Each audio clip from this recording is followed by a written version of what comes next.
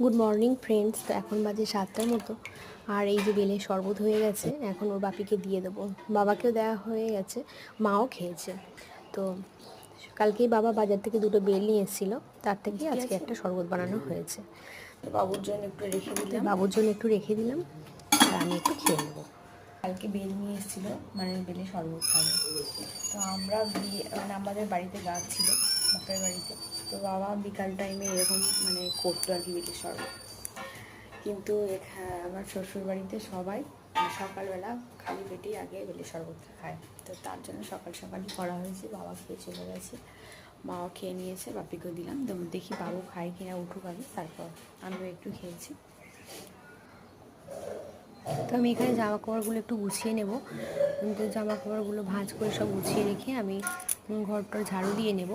আর বাবুকে নিয়ে যেহেতু আজকে ডাক্তারের কাছে যাব, তাই একটু তাড়াতাড়ি করে সব কমপ্লিট করে নেব।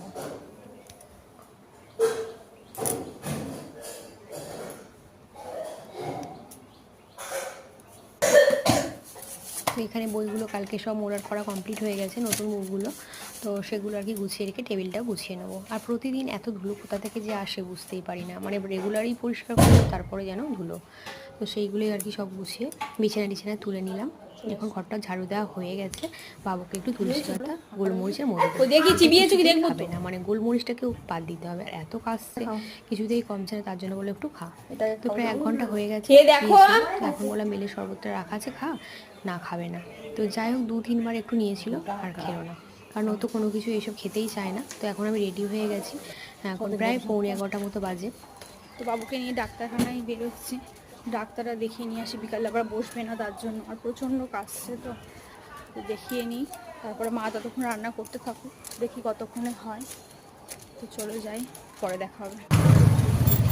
ওই যে নৌকাতে করে চলে এসেছি এপারে, এই বাবু ছুটে যাচ্ছে, ওর খুব ভালো লাগে নৌকা চড়তে।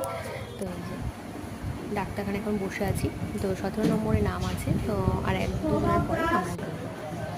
তো ডাক্তার দেখানো হয়ে গেছে, এখন যে মেডিকেলে এসেছি, ওষুধ একটা খুঁজে পাচ্ছে না, তাই আর কি অন্য জায়গা থেকে নিয়ে আসলো। আর এই যে এখন আমাদের ওষুধ নেওয়া কমপ্লিট হয়ে গেছে। বাবু দেখো বসার জন্য তাড়াহুড়ো করে যাচ্ছে, সিট আছে, আমি বসবো, কিন্তু ভীষণ প্রচণ্ড রোদ এখন হয়ে গেছে। করে আমরা এদিকে বস।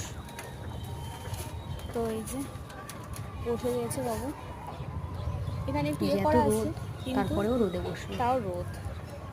তো বাড়ি যাই, দিয়ে খাওয়া দাওয়া করবো। ডাক্তার দেখানো তো হলো, চলুন যাওয়া যাক। এই যে গঙ্গা, তো বাপিকেও বলেছি গঙ্গার ওপারে মানে ঘাটে এসে দাঁড়াতে, ওইটুকু আবার হেঁটে যেতে তো টাইম লাগবে, রোদ প্রচণ্ড। তো ওখানে এসে দাঁড়িয়ে আছে, তো চলুন পরে আবার দেখাবে, টাটা।